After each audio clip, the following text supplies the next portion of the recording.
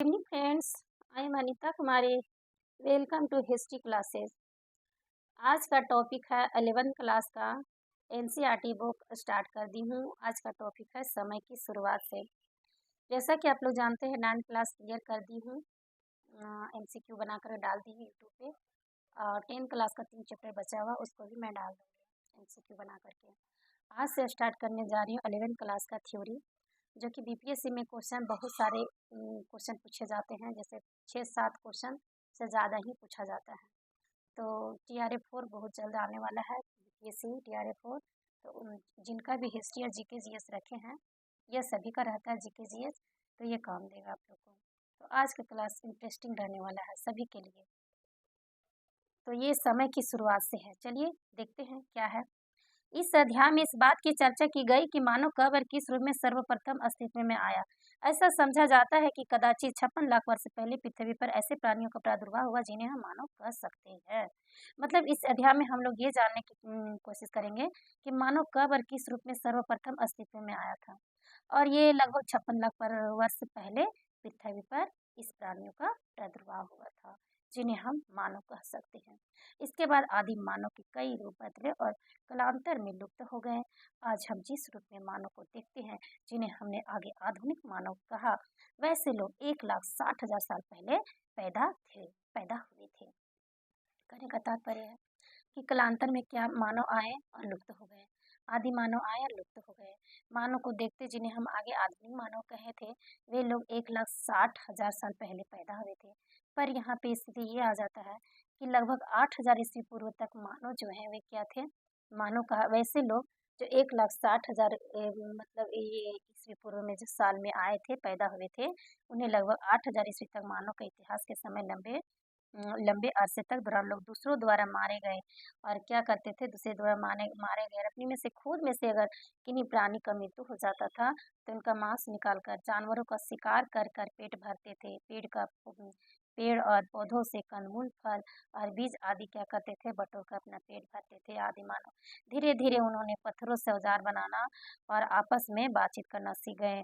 हालांकि आगे चलकर आदमी भोजन जुटाने के कई और तरीके अपना लिए। मतलब आगे चलकर क्या किए, जो मनुष्य थे वे क्या करने लगे, भोजन जुटाने लगे, उनका तरीका ढूंढने लगे, शिकार और संग्रहण करने लगे, यानी कि इधर उधर से खाने की चीजें तलाशने बटोरने लगे। तरीका ये भी चलता रहा। आज भी दुनिया के कुछ भागों में ऐसे शिकारी संग्रहक अभी भी समाज में हैं, जो शिकार और संग्रहण से अपने भोजन की व्यवस्था करते हैं। जैसे कि इसलिए हम यह सोचने पर मजबूर होते हैं कि आज के इन शिकारी संग्रह लोगों के जीवन शैली का अध्ययन करने से हमें अतीत के बारे में जानकारी मिलती है। अब यहाँ पे क्या स्थिति है, पहले कैसे मानव खाते थे, कैसे रहते थे और वे क्या करते थे। जैसे कि 1,60,000 साल के पहले की बात है कि मानव इतिहास में जो थे 8,000 ईस्वी में के दौरान की बात है कि जब किसी का मौतें होती थी, उनके शरीर का जो मांस होता था उन्हें निकाल कर खाते थे और जानवरों का शिकार करते थे, कंदमूल खाते थे। इस तरह से हम लोग देखें अभी। अब देखते हैं ब्लू लाइन। ब्लू लाइन से मैं कुछ इम्पोर्टेंट चीज़ों को बताऊंगी, क्योंकि ब्लू लाइन से क्वेश्चन TRA 2 में पूछा गया था। आप ज़रूर क्वेश्चन निकाल करके देखिएगा, इससे क्वेश्चन आता है। आज हमें आदि मानव के इतिहास की जानकारी मानव के जीवाश्मों, पत्थर के औजारों, गुफाओं की चित्रकारी की खोजों से मिलती है। मतलब आदि मानव के बारे में कैसे पता चलता है उनकी जानकारी, तो जीवाश्मों से, उनके पत्थर और औजार मिलते हैं, चित्रकारियों से पता चलता है। इनमें से प्रत्येक खोज का अपना एक इतिहास है। अक्सर ही जब ऐसी खोजें सर्वप्रथम की गई, अधिकांश विद्वान ने यह मानने से इनकार कर दिए। मतलब कि कोई कोई क्या थे, कोई कोई विद्वान ऐसा थे कि उन लोगों का कहना था कि चित्रकारी और जीवाश्मों की खोज से पता चलता है आदिमानव के बारे में। लेकिन कुछ कुछ इतिहासकार या विद्वान थे, उन्हें ये विश्वास नहीं था। उन्हें आदिकाल मानव के पत्थर, औजार, रंग रंगने बनाए जाने का योग्यता के बारे में भी शक था कि ऐसे चीजें वो लोग करते होंगे। एक अरसे के बाद ही इन जीवाश्मों, औजारों, चित्रकारियों के सच्चे महत्व को स्वीकार किया गया। मतलब बहुत अरसे के बाद विद्वानों ने स्वीकार किया कि हाँ, ये सच्चाई है कि पहले के मानव के बारे में अगर जानकारी लेनी है तो जीवाश्म और औजार और चित्रकला की बातें क्या है, सच सच है। अब देखते हैं मानव का विकास कार्मिक रूप से हुआ था।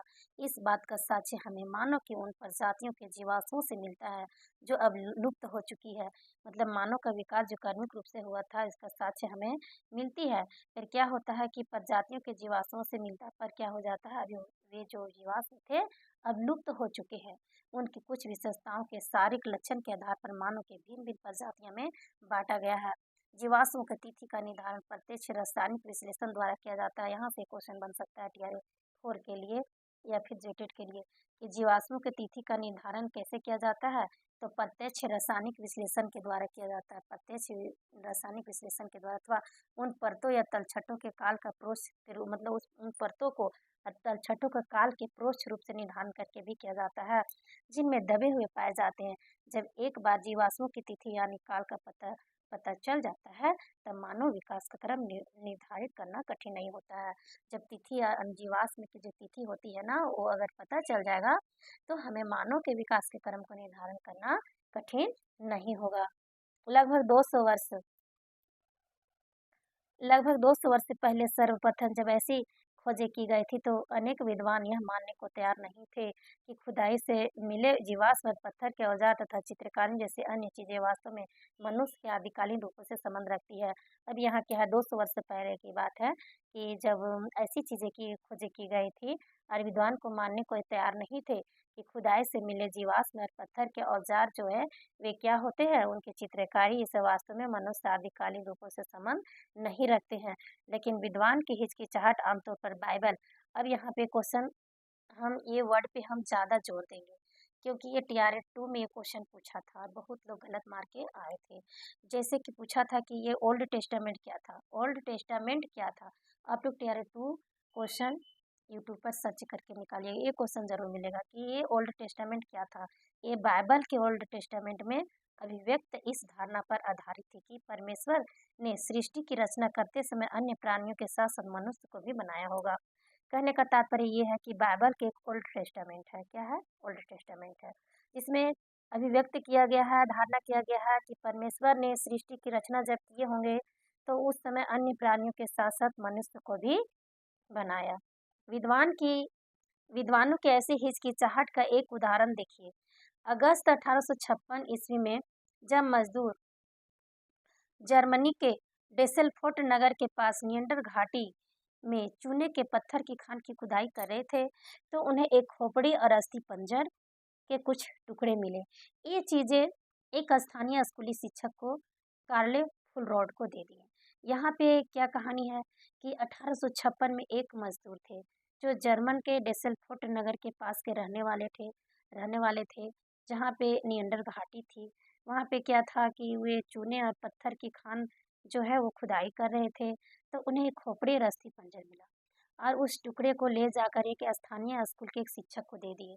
उस स्थानीय स्कूल के शिक्षक का क्या नाम था, तो कार्ले फुलरोट नाम था। कार्ले फुलरोट नाम था। देखिए पुस्तक में लिखा हुआ है, कार्ले फुलरोट को दे दिया। कौन दे दिया?